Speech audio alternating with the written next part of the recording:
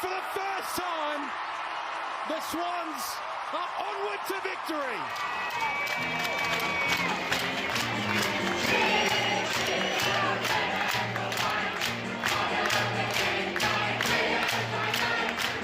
Welcome back to A Bevy of Bloods, a fan podcast of the Sydney Swans Football Club. So to all you loyal Swans out there who just can't get enough of the red and the white, fluff up your tail feathers and settle in for a potentially biased yarn about all things to do with our beloved Bloods.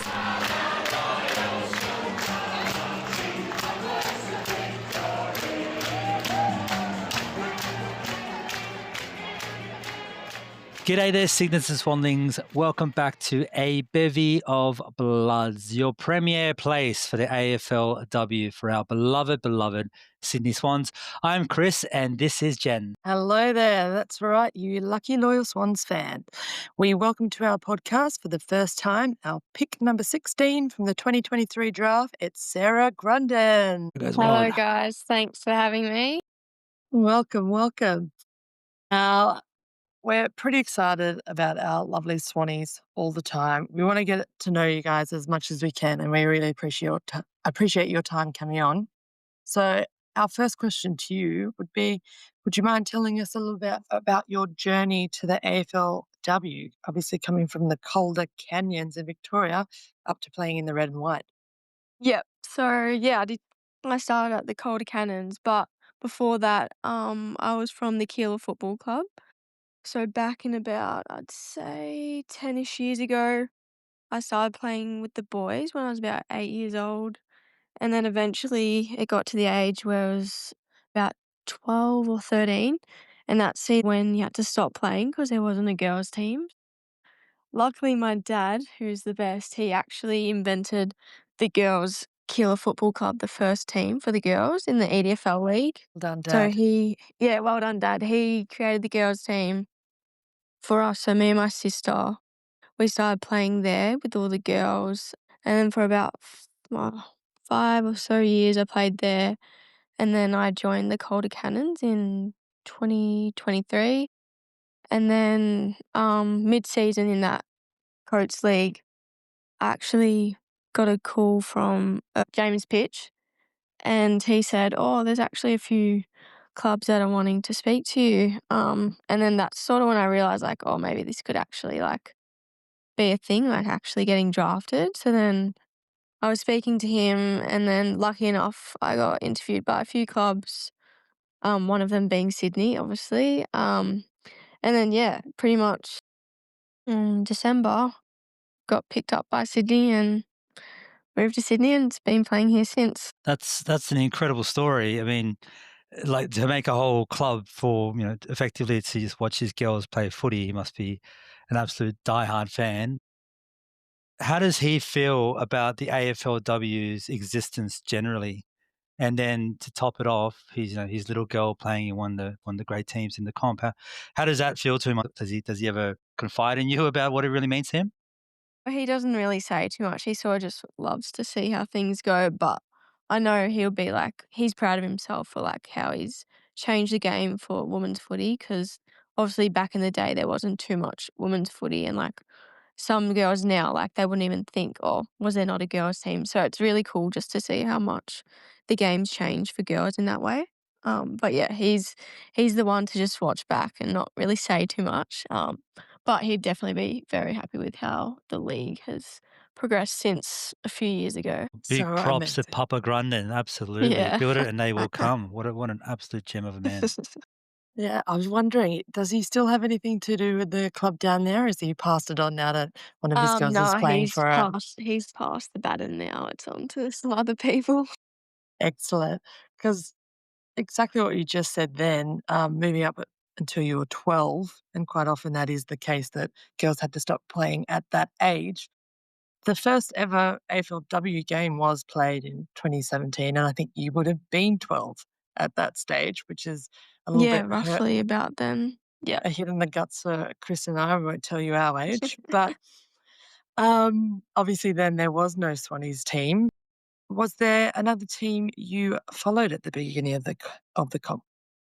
Well, my mum's a massive Bulldog supporter, so I sort of followed in her footsteps. and I've always sort of watched and supported the Western Bulldogs. So that's probably the one team that I've sort of grew up watching and supporting. And what about your dad? Did he have a team, or was it was he a bit He's more agnostic? Essendon. He's Essendon. So Essendon, right? yeah, Okay. And you've made your way up to Sydney. So how's that move been? I guess just yeah, generally, how's the move been up to the sunnier side of the two cities? yeah. Well, I always love like going to the beach and all that. So that was probably a motivating factor. Like the lifestyle up here is just so great, and it's also just like a once in a lifetime opportunity. So I said, may as well see wherever I go. And one question that we asked Lara last week: the coffee. Have you gotten yourself into coffee yet? I know you're still No, young. Maybe I'm not. I'm not a coffee drinker. Okay, No, so you don't I'm really have a an opinion on whether Melbourne or Sydney have the better coffee, or are you willing to head in one direction or another at oh, this early stage? maybe Melbourne only because the price would probably be cheaper. I don't think it's that Oh much yeah, of the a price over here difference, got you is it? too, huh? Oh, Yeah, I'm not too sure. I don't really drink coffee, so I wouldn't There know. yeah, you fair go. enough, fair enough. The price of everything in between the two. The battle will continue between Melbourne and Sydney for forever and ever. The beach or the river or the coffee Yeah, culture or the footy culture. Um, I think you obviously look way better in the red and white instead of red and black Agreed. Yeah. or blue. So we'll keep you at the Swannies rather than the Bulldogs or Essendon for as yes, long as we can. I know maybe the pull to get down to Melbourne, it pulls at the heartstrings being away from where you've grown up. Um, yes, tell us a little bit more about what you're doing up here. What are you doing outside of the football club? Are you working at the same time? How do you feel in your spare time around training? yeah. So I actually do. I would just do have a casual job, just outside of footy. It's just with this interior design company. It's just a casual property stylist. So that's just once a week, just an off day, just to have a balance outside of footy because it's also really good just to have something to switch off on an off day. And it's just good just to have something outside of footy, I'd say, just to like balance it up. Yeah. Use a different side of your brain. Take it away Yes. for a second. Another question, not unrelated to that, but if anyone needs some interior design, we've got a lovely 1 day a week. Reach out to Sarah Grunden people. We'll plug her on our little podcast, get some interior design happening. Going back 1 year, a belated congratulations on your 2024 season. You got the Swannies Rising Star Award. How special a moment was that for you? Yeah, I was sort of shocked to be honest to get that, but it's also good to get that reward off all the hard effort in the pre-season and just in the season, and getting that gave me a bit of a confidence booster, I'd say, just in to show that like you are good enough. Um, just being a first year player, just coming into a new team, it's sort of just like a motivating factor for the next season that if you can get that, then you can, the sky's the limit, is what I'd say. Just to go above and beyond what you think you can do. Look, and as a young key player now in our very young team, the Swannies have slowly putting together some fantastic talent in that locker room. Let me ask you, who have you really who've really bonded with in that locker room, like as either on the field or off the field? Yeah, I think one of the new girls who I've actually bonded well with is Imogen Brown. She's a funny character. She's probably like a class clown, I'd say. But as soon as she walks into the room, she's this bright, bubbly person where you just talk to her about literally anything and just have a good laugh with her. So that's probably the one I'd say coming into the my second season with a new face in the team. That's probably who I've gotten along with the most. But all the other girls that have come in have been also really great and really good fun. Lovely. And with that locker room, let me ask you, Scotty Gowans, we're always trying to get behind the man. Um, how does he present to you? What's his style like, and how has he helped you with your game? Yeah, he's been really good. Like I'm a person who I just want like face to face, like no beating around the bush. So he's always really honest with me and just what my work ons are, which I like. Because then it's just like, you know what you have to work on, you know what you have to improve on, which gets me into a good steady path for my career. Right. And quick one, I mean, your dad was your coach to begin with, although, working you through very early years. Has he ever pulled Scotty aside and just said, "Hey, Scotty, I've got some tactics I want to show you"? Has there been some camaraderie between Papa Grunton and Scotty Gowans as yet? No, no. Dad's the one just to watch back now. He doesn't say too much anything anymore. Fair enough. It does actually seem like Scotty has been putting you a few different places around the field this year. I mean, you had some time in the forward line. It looks like occasionally on the wing. Every now and again, I see you down in the back line in the games, although that might be just your work rate and you're helping down there to cover.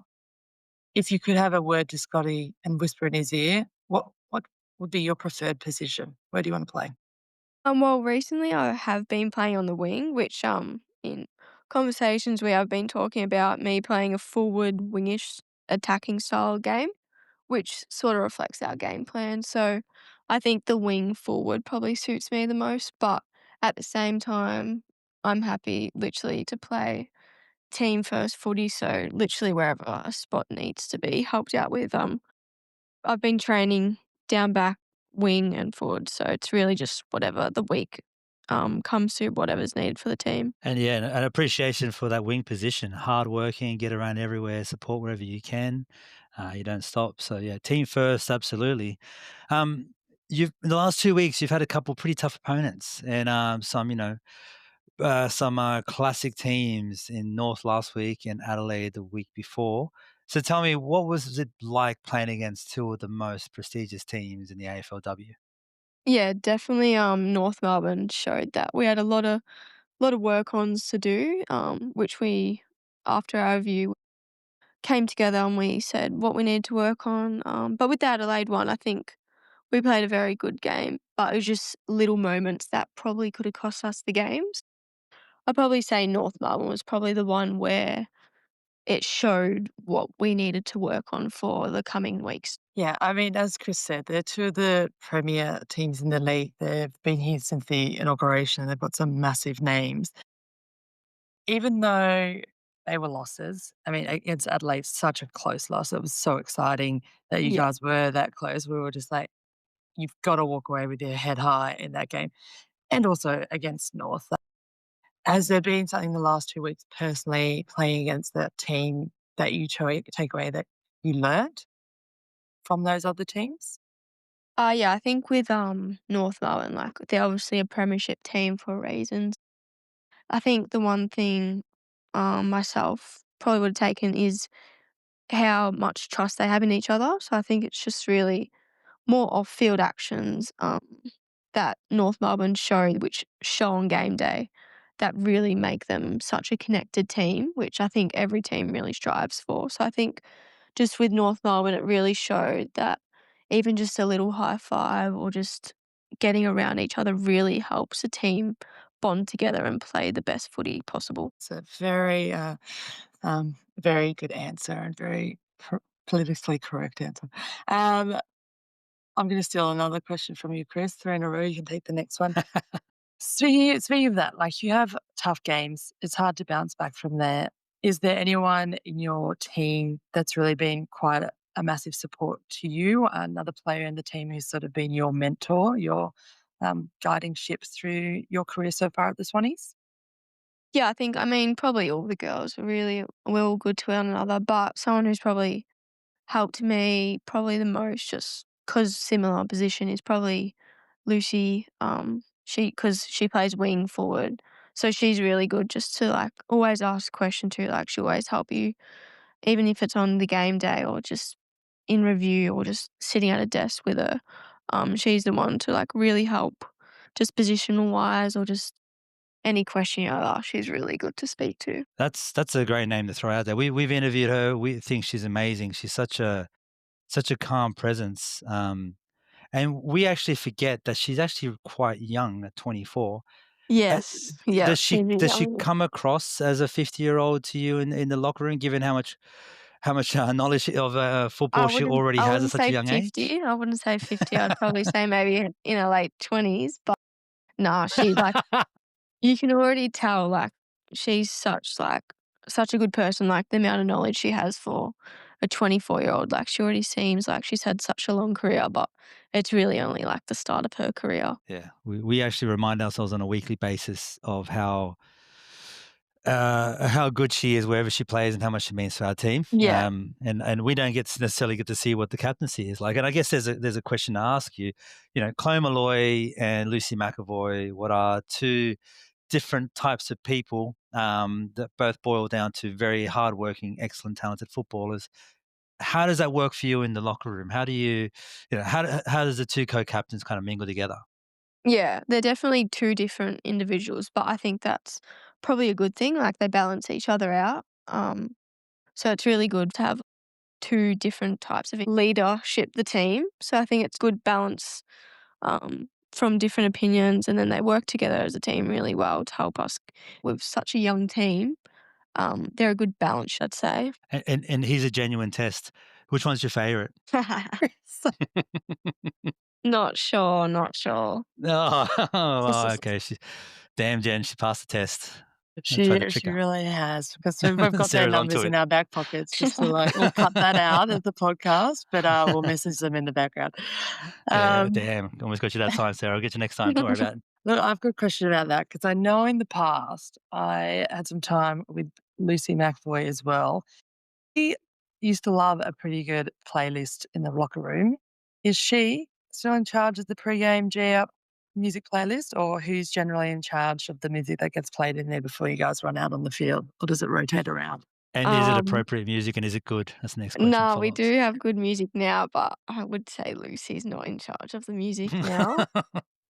Okay. Who would it be? It would probably be. We do have different playlists, but there's just a whole mixture. So sometimes it's Laura, sometimes Alice, or Cynthia. But we've all made a playlist together, so everyone gets a say now. Right. And who's got the most obscure taste of that group? Not that I don't like it, but probably Alice Mitchell. She has some pretty doof music in there in some of her playlists. Alice goes hard. There you go. Yeah. Oh, well, you Alright, gotta bush stuff. have some stuff when you're in the back line, so you gotta harden up, have some hard songs. There we go. Yeah, Good to exactly. know. Speaking of music in a continuation, and because we know it happens a lot in the men's, and we're going to be down at Henson Park again this weekend, and we keep saying this a lot of weeks, Chris and I, that we want to take down some kind of music box that if you could choose your own celebration song after a goal, what would it be? Oh, every time someone asks me what my favourite song is, I have no answer for that. But probably something upbeat, I'd say. I don't really know what song. Maybe I couldn't even tell you, to be honest. Something just upbeat. Upbeat. Okay, we like Yeah. that. Anything upbeat at this point? Yeah, pretty much to get the crowd going. Okay. I like it. I like it. You kicked a few goals. There's going to be plenty more ahead of you still coming on. But so far in the AFLW, who has been your hardest opponent to play against? Hardest opponent? That's a good question. Possibly maybe Collingwood when we played them. I think because they just knew how to get rid of our game. Probably one of their defenders was probably the hardest to play on, but yeah, I couldn't really name a certain player, but they probably just knew how to shut down our offense. So you say the structure of the game was kind of the frustrating part to play against as opposed to the player Yeah, directly. I'd say once our structure sometimes goes away, that's probably when it's the hardest to actually get defended on. Yeah. Love Yeah, it. Sarah's not they scared were of no one. pretty tough. They were Yep. pushing you guys under the ball, really pushing you up under and getting it out the back and switching it. Bloody pies. Yeah, bloody pies. Bloody pies.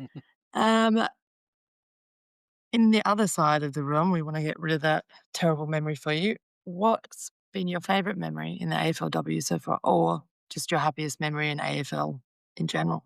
I'd probably say my debut game. That was pretty cool. Just the atmosphere at North Sydney was pretty cool. Like, first time running out in the red and white, and just the crowd, like, because we get such a good attendance, to see like so many people like all around the ground was pretty cool.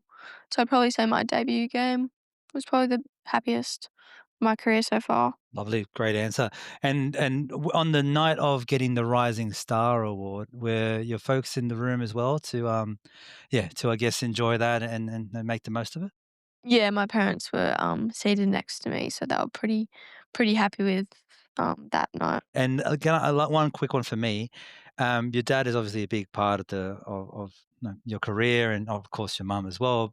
With your dad, really focusing on AFLW women's game as well. Does he ever shed a tear about some of the fantastic things that you're doing, or are you not allowed to kind of say? No, I can say that. He won't mind.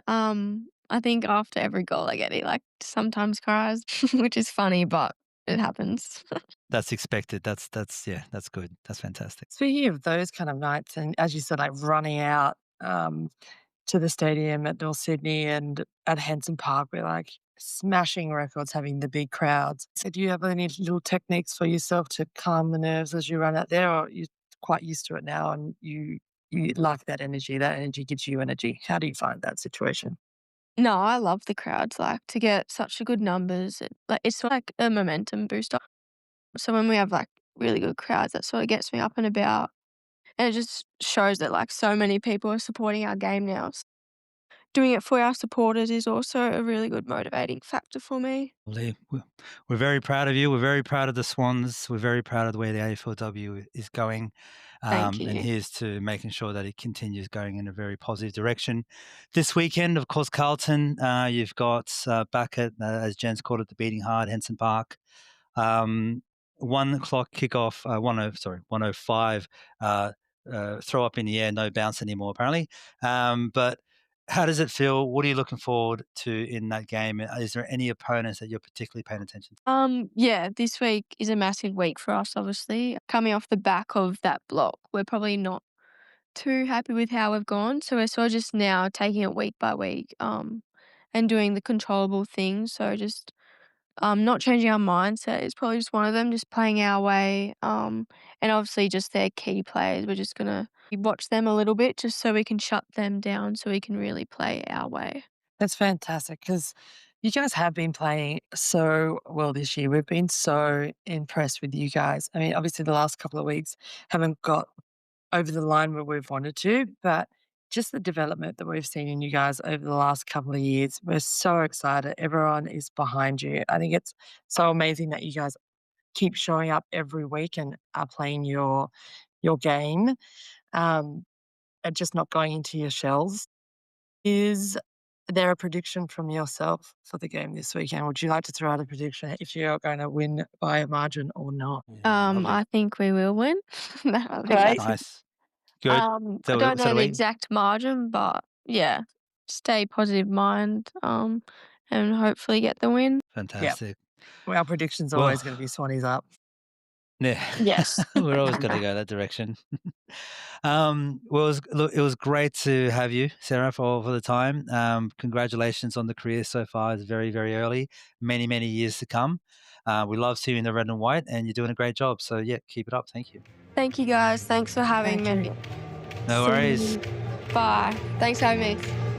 Up the Bloods. And can you Swannies? Guys, what is? Woo!